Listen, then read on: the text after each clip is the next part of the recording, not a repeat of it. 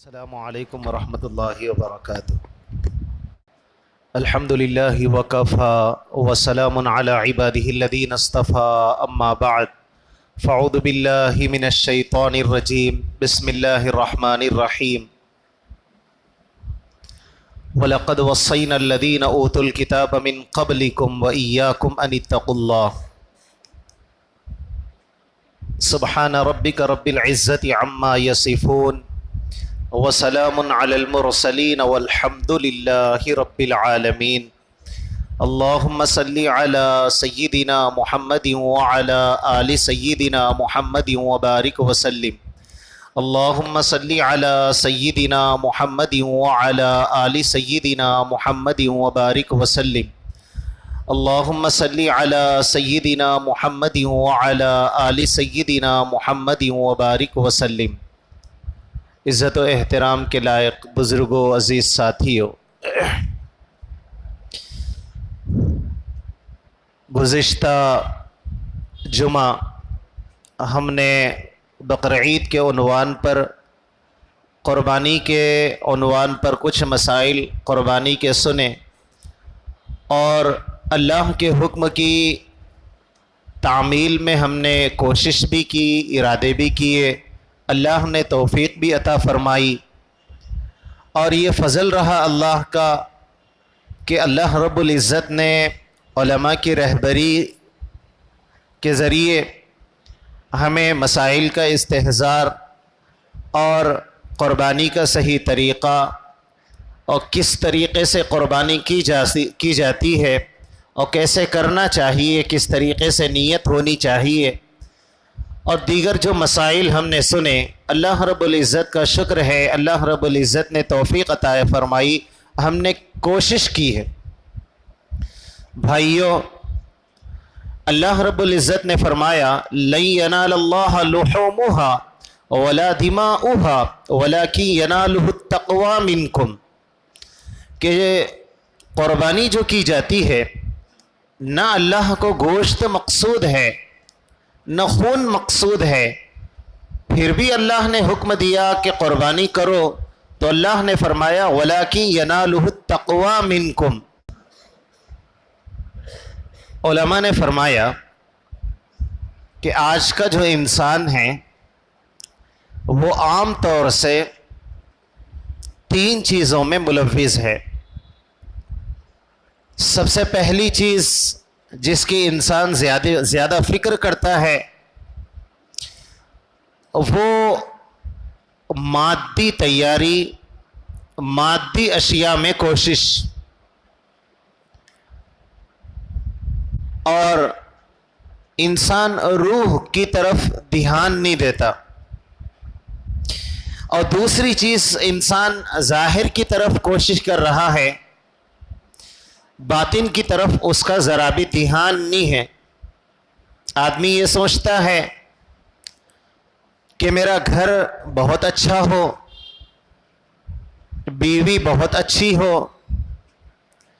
رزق زیادہ اچھا ہو، دکان میری زیادہ اچھی ہو، کاروبار میرے زیادہ اچھے ہوں، دنیا کی ترقی اور ظاہری اسباب کا اختیار کرنا، ظاہر کی کوشش میں انسان لگا ہوا ہے۔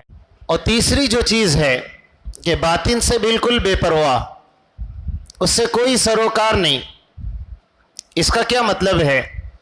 مطلب یہ ہے کہ آدمی کو پتہ ہے کہ میں یوں کروں گا تو یوں ہو جائے گا، لیکن باطن کے اعتبار سے آدمی جھوٹ بولے گا تو کیا ہوگا، غیبت کرے گا تو کیا ہوگا، نماز کو چھوڑے گا تو کیا ہوگا، شریعت کے احکام کی پابندی نہیں کرے گا تو کیا ہوگا، والدین کی نافرمانی کرے گا تو کیا ہوگا، بیوی پر ظلم کرے گا تو کیا ہوگا، اولاد کے حقوق ادا نہیں کرے گا تو کیا ہوگا۔ یہ سب بھولا ہوا ہے۔ بس ظاہر سنور جائے، ظاہر سدھر جائے، تمام انسانوں کی یہی فکر اور یہی دوڑ ہے۔ علماء نے فرمایا کہ القلب المنور یظہر علی الجوارح آثارہ وہی الموافقہ. کیا مطلب ہے کہ جب دل منور ہوتا ہے، دل روشن ہوتا ہے، تو پھر اس کے اثرات اس کے اعضاء پر ظاہر ہونے شروع ہو جاتے ہیں.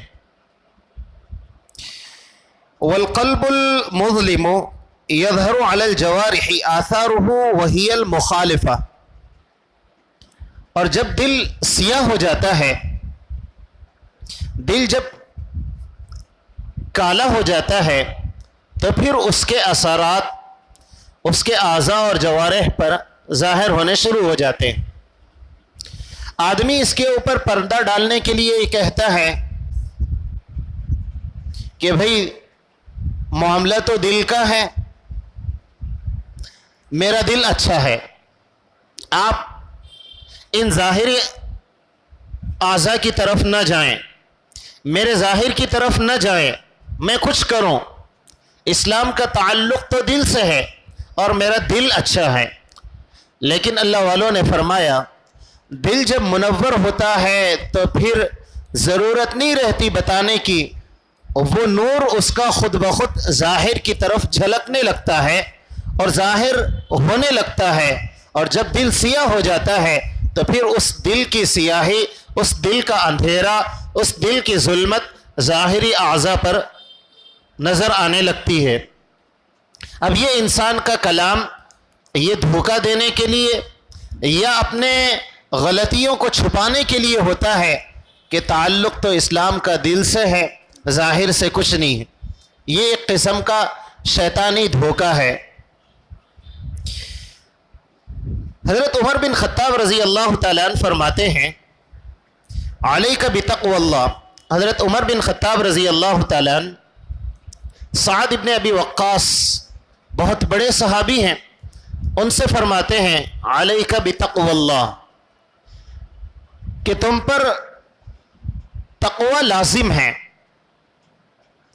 تمہارے لیے یہ ضروری ہے کہ تم تقوی اختیار کرو.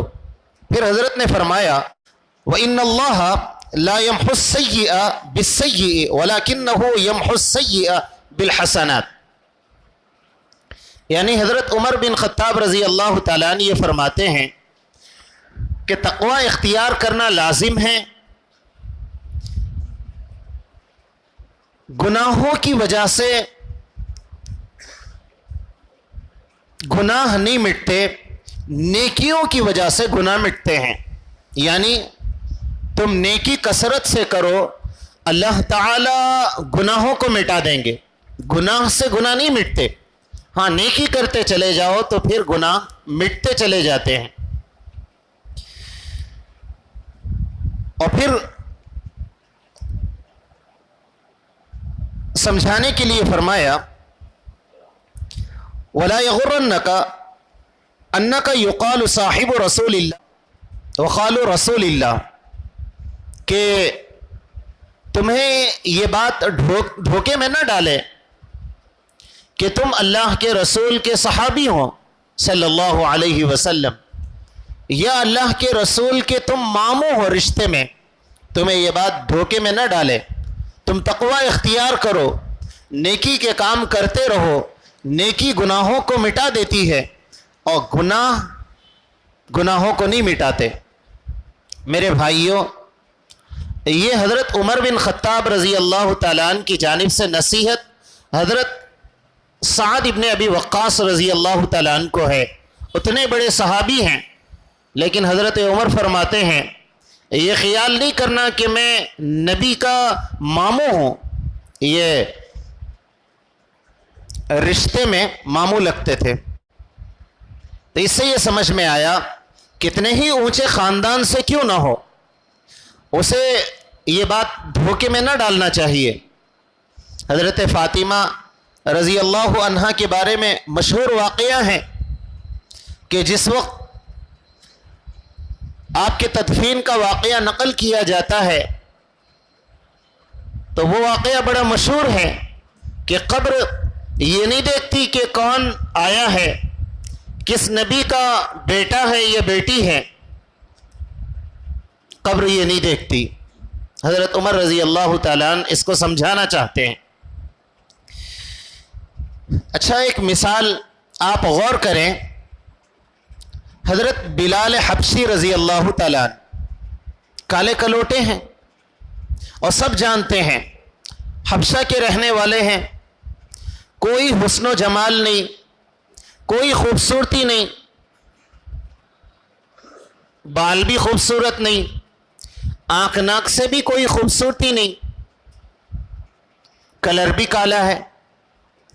لیکن حضرت محمد الرسول اللہ صلی اللہ علیہ وسلم نے جب جنت کا تذکرہ کیا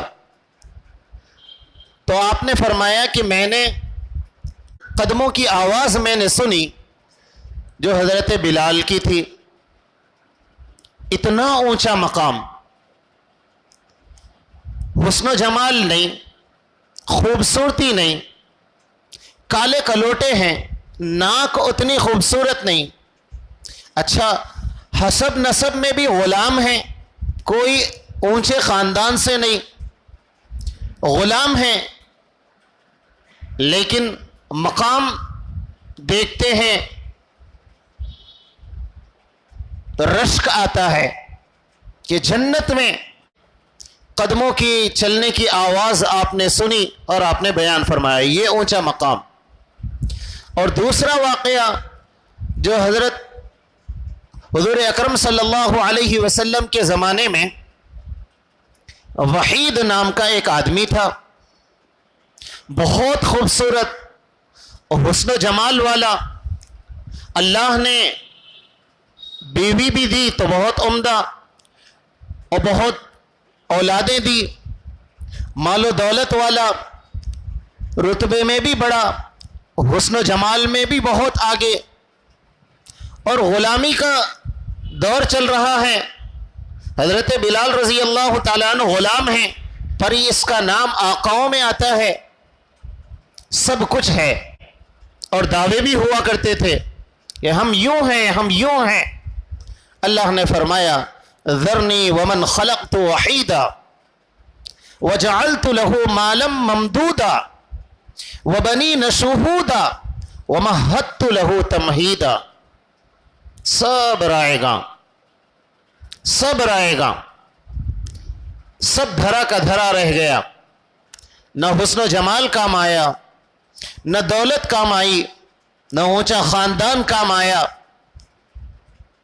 نہ رتبہ کام آیا, کوئی چیز نہیں. اللہ نے فرمایا ذرنی ومن خلقت وحیدا, چھوڑ دیجیے. اس سے یہ سمجھ میں آیا اللہ رب العزت کے نزدیک حسن و جمال معیار نہیں ہے. اللہ رب العزت کے پاس حسب نسب معیار نہیں ہے. اللہ رب العزت کے نزدیک اونچے خاندان سے ہونا معیار نہیں ہے. اللہ رب العزت کے نزدیک تقوی معیار ہے. ان اکرمکم عند اللہ اتقاکم. جو جتنا متقی ہوگا, جو اللہ سے جتنا ڈرنے والا ہوگا, اللہ کے نزدیک اتنا اس کا اونچا مقام ہوگا. جو اللہ سے جتنا کٹا ہوا ہوگا اس کا مقام اتنا ہی دور ہوگا. فارمولہ یہی ہے. اچھا تقوی کے فائدے بھی بہت سارے ہیں. ذی النورین مصری رحمۃ اللہ علیہ فرماتے ہیں فمن اراد ان یفتح اللہ علیہ برکات من السماء والارض. توجہ سے سننا. حضرت ذی النورین مصری رحمۃ اللہ علیہ فرماتے ہیں جو یہ چاہتا ہے, جو یہ ارادہ کرتا ہے آسمان و زمینوں سے برکات اس کے لیے میسر ہوں,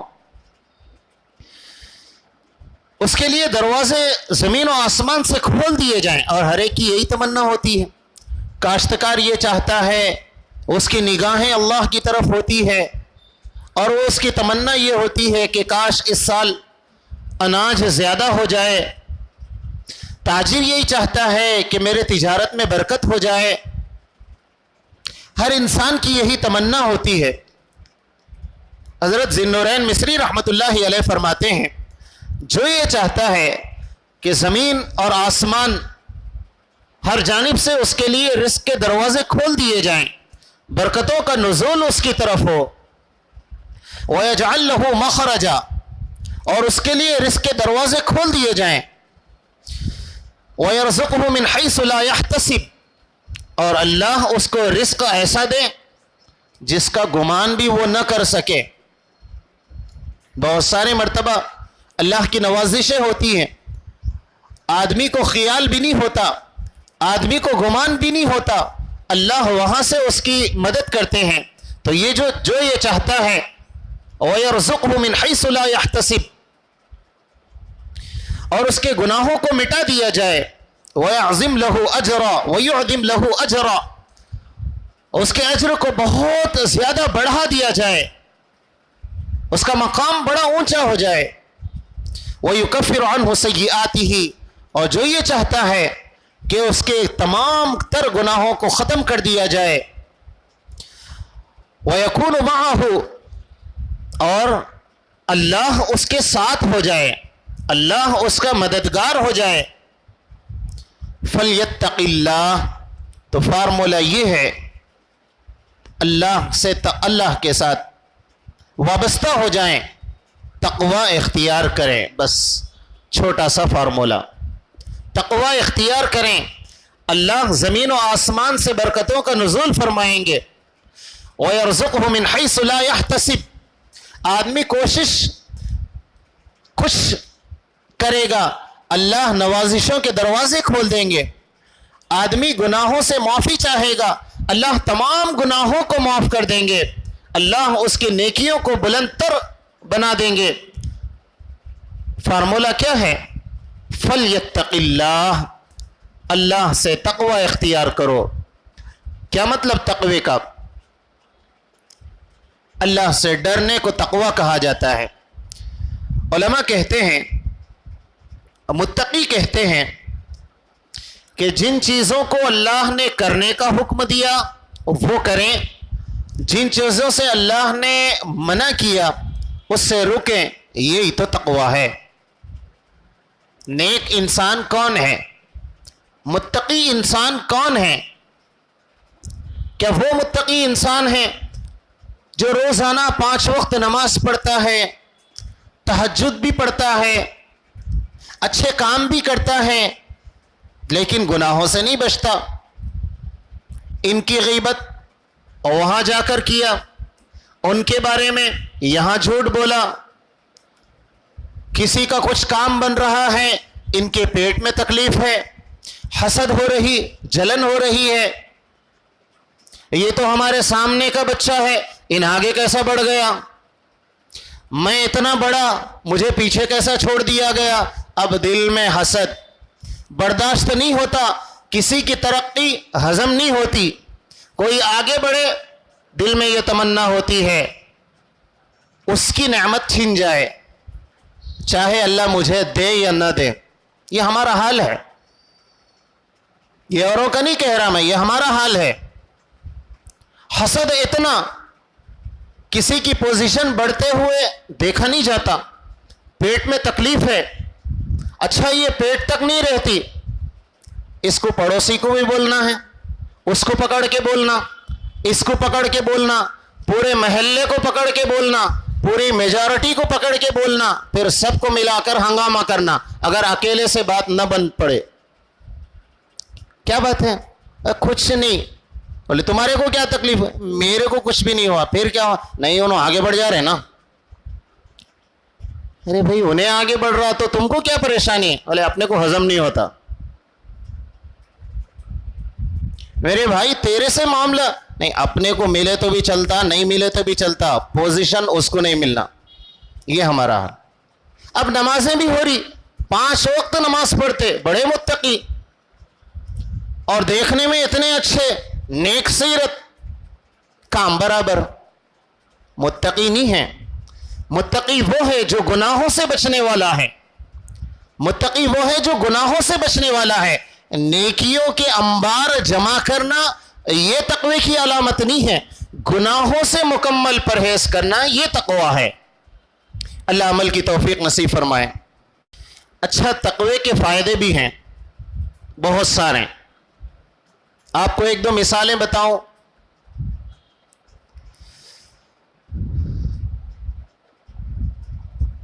اللہ رب العزت جب کوئی بندہ تقوی اختیار کرتا ہے اتنا خوش ہوتے ہیں کہ اس کی برکات نسلوں تک چلاتے ہیں.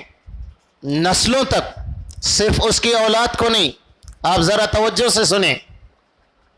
ان اللہ یحفظ الرجل الصالح فی اہلہ وولدہ.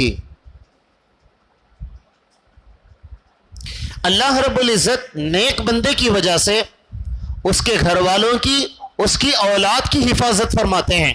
آدمی متقی بنا لیکن اللہ رب العزت اس کی خاندان کی، اس کی اولاد کی حفاظت فرماتے ہیں. اور پھر آگے فرمایا، ایک حدیث مبارکہ میں ہے کتنی حفاظت فرماتے ہیں. بعض جگہ تو لکھا ہوا 21 پشتوں تک اللہ تعالیٰ اس نیک بندے کی وجہ سے ان اولادوں کی حفاظت فرماتے ہیں. ایک حدیث مبارکہ میں بھی یہ بھی ہے ان اللہ یحفظ بالرجل الصالح وولد ولدہ، کہ جب آدمی نیک بنتا ہے اس کی اولاد کی، اس کے اولاد کی اولاد کی، اس کے اولاد کی اولاد کی، اس طرح نسلوں تک اللہ تعالیٰ اس کے تقوی کی وجہ سے اس کے نسلوں کی حفاظت فرماتے ہیں.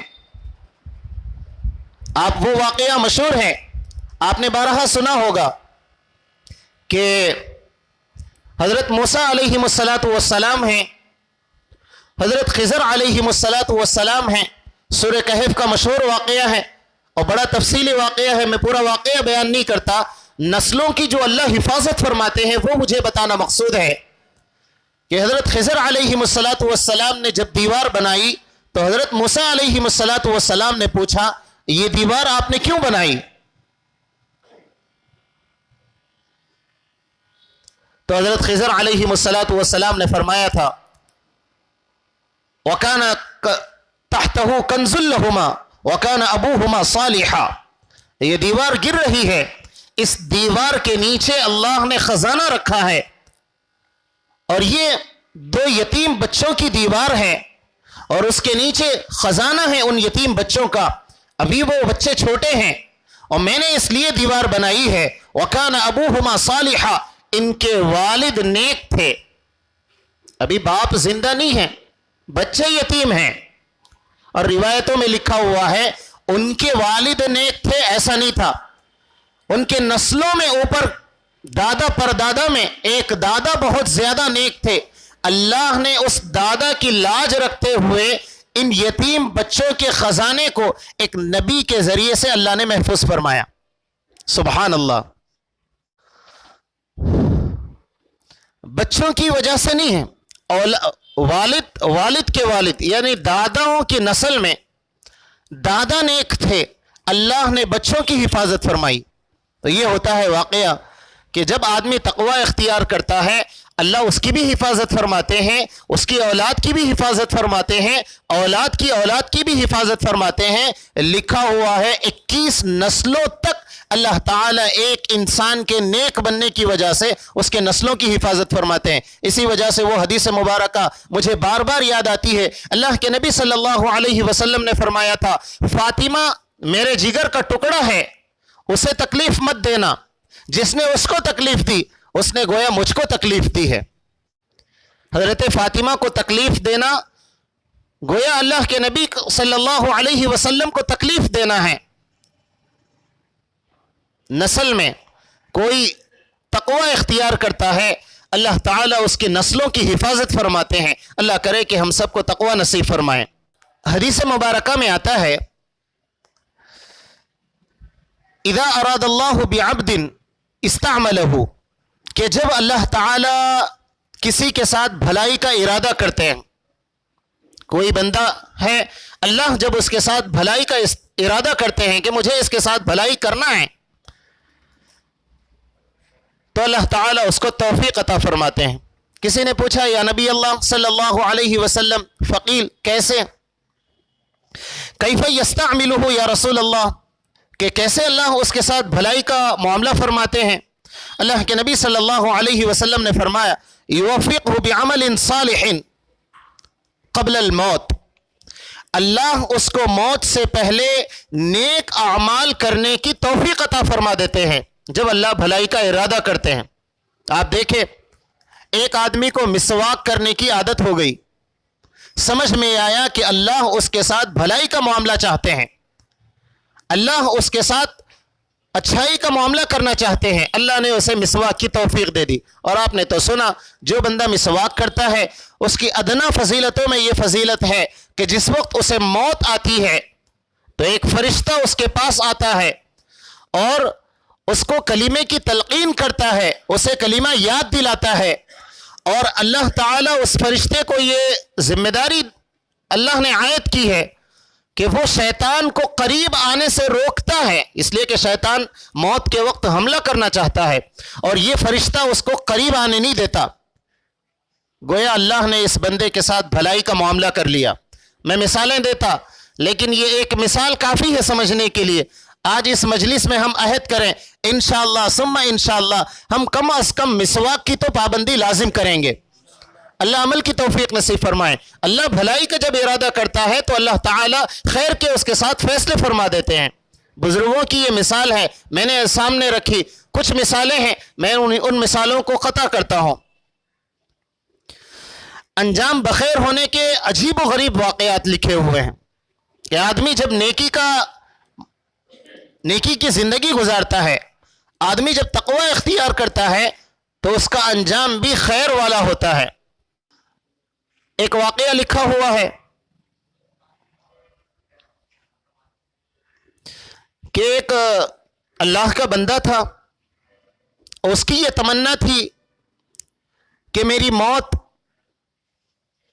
مدینہ منورہ میں آئے، اس لیے کہ حدیث مبارکہ میں ہے جو بندہ مدینے میں مر سکتا ہو اسے چاہیے کہ وہ مدینہ منورہ میں مرے، اس لیے کہ کل قیامت کے دن میں اس کی سفارش کروں گا، اللہ کے نبی صلی اللہ علیہ وسلم کا فرمان ہے۔ خواہش تھی، ہر آدمی کی ایک آرزو ہوتی ہے، تمنا ہوتی ہے، تو ان صاحب کی یہ خواہش تھی کہ میں مدینہ میں میرا انتقال ہو۔ ہر سال اللہ سے دعائیں کرتے، ہر سال اللہ حج کی توفیق دیتے، اور ہر سال رمضان المبارک میں مدینہ منورہ میں رمضان گزارتے۔ 53 حج انہوں نے کیے۔ کتنے حج؟ جی 53 حج اللہ نے توفیق عطا فرمائی۔ 53 حج کیے تو 53 اعتکاف بھی کیے مدینہ منورہ میں، رمضان میں مدینہ میں رہتے، ایام حج میں حج کرتے۔ تمنا یہ تھی کہ کسی طرح مجھے جنت البقیع میں جگہ مل جائے۔ آدمی کی تمنا، اس کی خواہش، اللہ فیصلے بھی ویسے ہی کرتے ہیں۔ ہوا یوں کہ جس وقت موت آئی، مدینہ منورہ میں ہیں، رمضان المبارک ہے، اعتکاف کے اندر ہیں، مسجد نبوی میں ہیں، ریاض الجنہ میں ہیں، عصر کی نماز چل رہی ہے، وضو کے ساتھ ہیں، نماز پڑھ رہے ہیں، دوسری رکعت میں سجدے میں جاتے ہیں، اللہ روح پرواز کرتا ہے۔ سبحان اللہ۔ آدمی کی جب تمنا ہوتی ہے اور وہ نیکی کی زندگی گزارنا چاہتا ہے، کوشش کرتا ہے، خواہش تو یہ تھی کہ جنت البقیع میں مدفون ہو، اللہ اپنے اعتبار سے نوازنے پر آئے تو اللہ نے رمضان کا مہینہ بھی دیا، مدینہ منورہ بھی دیا، مسجد نبوی بھی دی، ریاض الجنہ بھی دیا، نماز کے اندر ہیں، جماعت کے ساتھ نماز چل رہی ہے، سجدے کی حالت میں ہیں، اللہ نے روح کو پرواز کیا۔ سبحان اللہ، کتنی پیاری موت ہے، کل قیامت کے دن اسی حال میں اٹھائے جائیں گے۔ اللہ ہم سب کے ساتھ خیر کا معاملہ فرمائے۔ یہ ہے تقوی اختیار کرنے کا انعام۔ میرے بھائیوں، ایک آدمی کا واقعہ لکھا، بہت بڑے بزنس مین تھے، ان کی والدہ کا انتقال ہوا تو حضرت پیر ذوالفقار احمد نقشبندی دامت برکاتہم اسی علاقے کے ہیں، تو آپ نے یہ سوچا اس بزنس مین نے کہ میں حضرت کو بلا لوں۔ حضرت آئے اور بہت سارے لوگ جمع تھے، تو ماں کی فضیلت پر کچھ بات ہوئی، واقعہ ہو گیا، تو یہ ساتھی جو تھے دل پر اثر ہوا، حضرت سے ملے اور انہوں نے فرمایا میں یہ چاہتا ہوں کہ میرے چہرے پر سنت سجی نہیں ہے، آج سے میں ارادہ کرتا ہوں کہ میں اپنے چہرے پر سنت سجا لوں۔ پھر انہوں نے کہا حضرت میں یہ چاہتا ہوں کہ میں حافظ قرآن بن جاؤں۔ اور پھر انہوں نے کہا میری یہ تمنا ہے کہ میں نماز کا پابند بن جاؤں، کبھی نماز نہ چھوڑوں، مجھے بڑا افسوس ہے اپنی پچھلی زندگی پر۔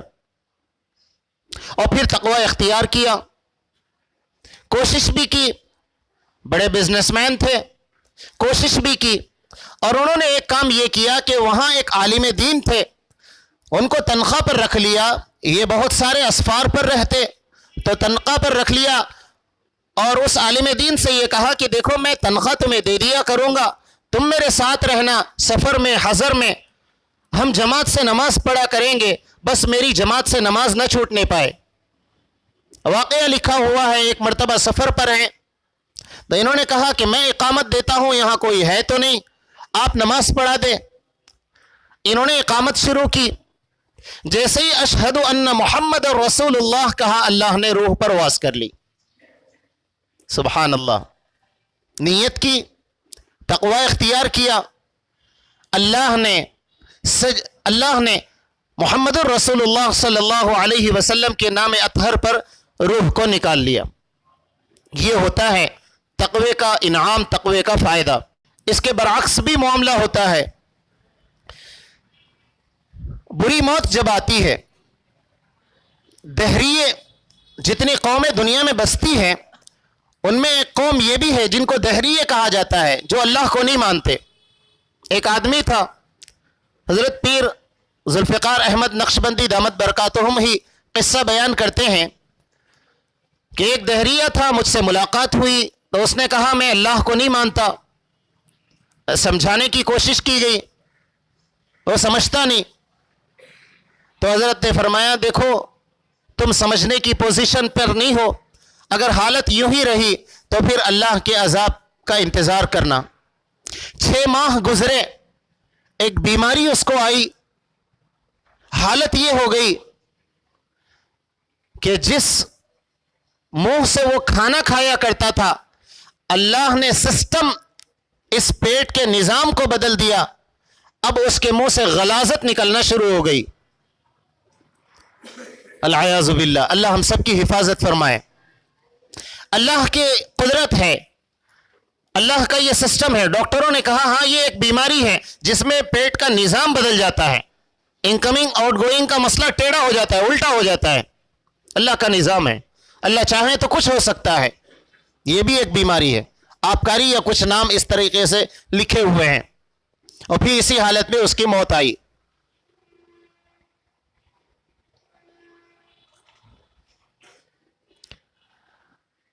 حضرت فرماتے ہیں، حضرت پیر ذوالفقار احمد نقشبندی دامت برکاتہم، کہ میں چھوٹا تھا، ایک مرتبہ اپنے گھر سے اسکول سے آ رہا تھا۔ یہ وہ دور تھا کہ جب چھوٹے چھوٹے بچے کسی بھی کے بھی گھر میں گھس جاتے اور انہیں پرمیشن ہوتا، بالکل چھوٹے چھوٹے۔ تو میرے دوست نے کہا کہ اس گھر میں ایک آدمی ہے جس کو باندھ کر رکھا گیا، چلو دیکھنے چلیں۔ تو میں بھی بچہ تھا، میں بھی چلا گیا، اور کھڑکی سے میں نے جھانک کر دیکھا تو ایک آدمی ہے، بندھا ہوا ہے، ہاتھ پیر بندھے ہوئے ہیں، اور چلاتا ہے، اور جب وہ چلاتا ہے تو کتے کی طرح بھونکتا ہے۔ ہم وہاں سے آئے اور میں نے اپنے امی سے سارا واقعہ سنایا، اور میں ڈر گیا تھا۔ امی نے کہا گئے کیوں؟ ایسا دوست لے گیا، اس نے کہا کہ چلو دیکھتے ہیں، تو مجھے پتہ نہیں تھا، میں دوست کے ساتھ چلا گیا۔ تو امی نے کہا بیٹا جب اللہ کی نافرمانی ہوتی ہے نا تو معاملہ ایسا ہی ہوتا ہے۔ میرے تو سمجھ میں نہیں آیا، بعد میں پتہ چلا یہ وہ آدمی تھا جو گستاخ رسول صلی اللہ علیہ وسلم تھا، جس منہ سے یہ گستاخی کیا کرتا تھا، اللہ نے ایسی بیماری اس کو لگا دی کہ وہ اسی منہ سے کتے کی طرح بھونکتا تھا۔ اگر لوگ اسے نہ دیکھیں اور اس کی آواز سنیں تو لوگوں کو یوں محسوس ہو کہ کوئی کتا بھونک رہا ہے۔ یہ ایک قسم کا عذاب ہے، یہ گناہ کی نحوست ہے۔ جس طرح تقوی کے فائدے ہیں، اسی طرح گناہوں کی نحوست بھی جاری ہوتی ہے۔ دنیا میں اللہ تعالی نمونے کے طور پر بعض لوگوں کو بتا دیتے ہیں، نیکی کا نور بھی ہوتا ہے اور گناہ کی اپنی تاثیر بھی ہوتی ہے۔ آپ گناہ نیکی کا نور دیکھنا چاہیں، ایک ان لوگوں کو دیکھیں جو عیاشی کے اڈوں پر ناچ رہے ہیں، اور ایک ان لوگوں کو دیکھیں جو اللہ کے نیک بندے ہیں، اکابر ہیں، بزرگان دین ہیں، علماء ہیں۔ آپ ان کے چہروں کو دیکھیں، بڑے حشاش بشاش، بڑے خوبصورت، اور کوئی ٹینشن نہیں، بالکل سکون کا معاملہ۔ حالانکہ نہ زیادہ مالدار ہیں، نہ کروڑ پتی ہیں، لیکن ہر سکون میسر ہے۔ اور ان لوگوں کو دیکھے جو اربوں کھربوں پتی ہیں، لیکن ہمیشہ چہرے پر بے نور چہرہ اور ہمیشہ پریشانی کے عالم۔ کیا ہوا؟ بولے بزنس کر رہا ہوں، فلاں شیئر مارکیٹ میں دھوکہ ہو گیا، پتہ نہیں حالات ایسے ہیں، کوئی ڈیل کرتا ہوں کامیاب نہیں ہوتی۔ ایک زمانہ تھا مٹی کو پکڑتا تو سونا ہو جاتا، آج حالت یہ ہے کہ سونے کو ہاتھ لگاتا ہوں تو مٹی ہو جاتی ہے، جہاں ہاتھ ڈالتا ہوں مصیبت ہی مصیبت نظر آتی ہے، چاروں طرف پریشانیاں ہی پریشانیاں ہیں۔ حالانکہ کروڑ پتی اربوں پتی ہے، سکون نہیں ہے، چین نہیں ہے، زندگی پریشانی کی حالت ہے۔ گناہ کی بھی تاثیر ہے۔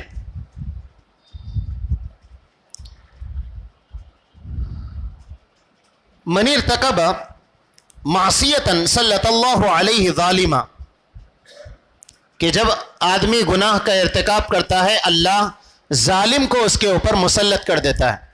آدمی جب گناہ کرنے لگتا ہے اللہ ظالم کو مسلط کر دیتا ہے۔ اچھا، ظالم کو مسلط کر دیتا ہے تو ہمارا دماغ کہیں اور جائے گا۔ کبھی آدمی کے گناہوں کی وجہ سے اللہ اس کی اولاد کو ظالم بنا دیتا ہے، پھر آدمی بولتے پھرتا ہے ساری زندگی میں اولاد کے واسطے قربان کر دیا، میری اولاد مجھے پریشان کرتی۔ کبھی اللہ ظالم کی شکل میں بیوی کو مسلط کر دیتا ہے، آدمی بولتا ہے بھائی بیوی ایسا تنگ کرتی ہے، بس کیا بولنا۔ کبھی اللہ ظالم کی شکل میں شوہر کو مسلط کر دیتا ہے تو پھر بیوی پریشان، گناہوں کا اثر ہے۔ کبھی اللہ ماتحتوں پر بڑوں کو مسلط کر دیتا ہے۔ بہرحال ظالم کی کئی شکلیں ہیں، یہ سب گناہوں کی تاثیر ہے۔ پھر کامیابی کا کیا راستہ ہے؟ نیکی اور تقوی۔ مختصر دو واقعات ہے، آپ کو بتا دوں پھر ہماری بات مکمل ہوگی۔ کہ آدمی نیکی کرتا ہے تو اس کا ذہن بھی کشادہ ہوتا ہے۔ اللہ والوں نے لکھا امام اعظم ابو حنیفہ رحمۃ اللہ علیہ بہت نیک تھے، اللہ نے ذہانت جو کھولی لوگ حیران ہوتے ہیں واقعات جب پڑھتے ہیں۔ ایک آدمی تھا، اس کی بیوی کو ہڈیاں چاٹنے کی عادت تھی، ہمیشہ ہڈیاں چاٹتی۔ اس کو بڑا غصہ آتا، یہ کیسا عجیب قصہ ہے، عجیب عادت ہے اس کی۔ اس نے بیزار ہو کر کہہ دیا اگر تو نے اب کی بار ہڈیاں چاٹی تو تجھے 3 طلاق ہے۔ ایک مرتبہ اب وہ برداشت کرتی گئی، چند دن کے بعد اس نے، عادت تھی، اب وہ بھاگتا ہوا گیا، ایک عالم دین کو پوچھا اور انہوں نے کہا کہ بھئی طلاق ہو گئی۔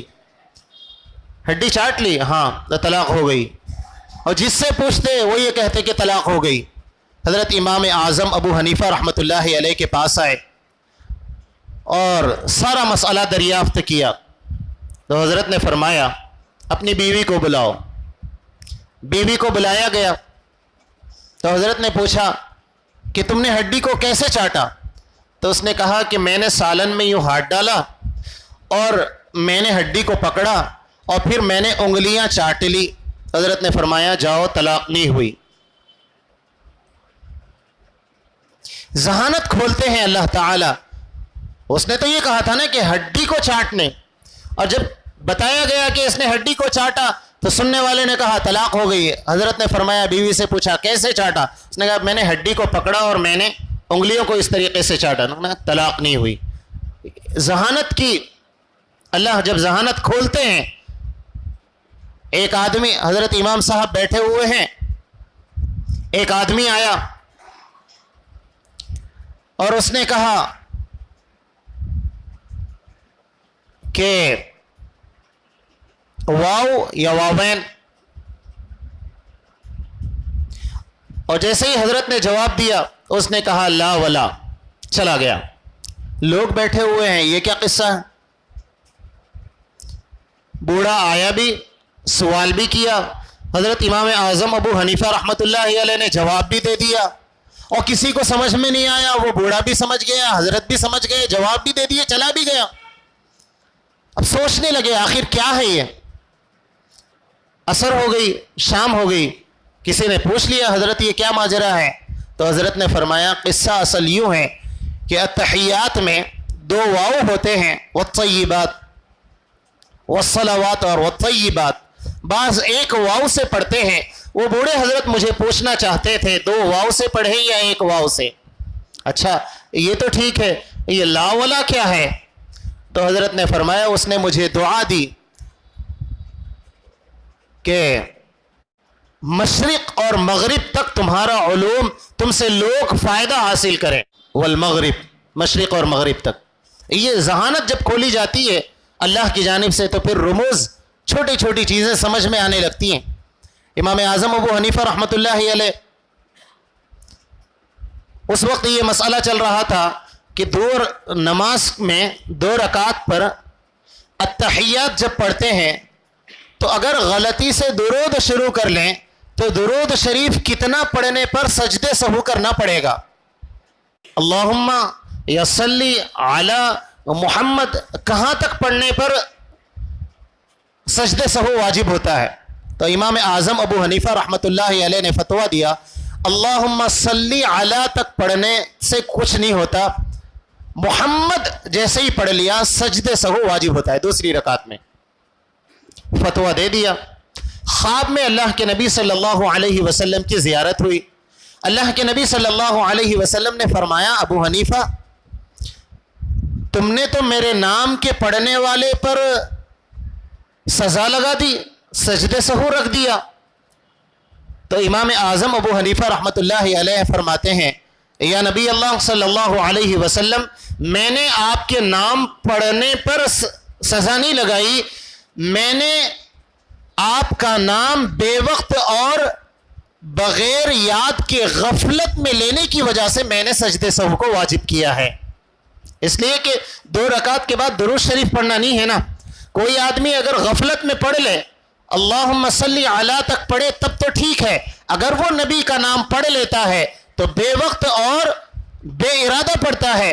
امام اعظم ابو حنیفہ رحمۃ اللہ علیہ نے فرمایا میں نے سجدے سہو یا نبی اللہ صلی اللہ علیہ وسلم آپ کا نام نامی اس میں گرامی غفلت سے لینے کی وجہ سے میں نے اس کے اوپر سجدے سہو رکھا ہے۔ اللہ کے نبی صلی اللہ علیہ وسلم دعا ہے اللہ تعالی ہمیں تقوی اختیار کرنے اور اللہ تعالی تقوی کی زندگی گزارنے والا بنائے۔ آمین وآخر دعوانا ان الحمد للہ رب العالمین۔